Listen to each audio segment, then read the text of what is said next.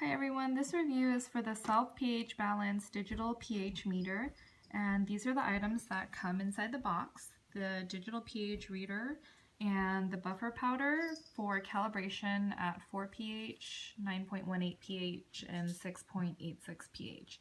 So depending on the temperature, there are variations with the pH reading, so just be sure to make sure that the temperature is read according to the pH reading. Included in the manual, you will see some pH chart, which includes different pHs of normal household items, and a description of the pH reader.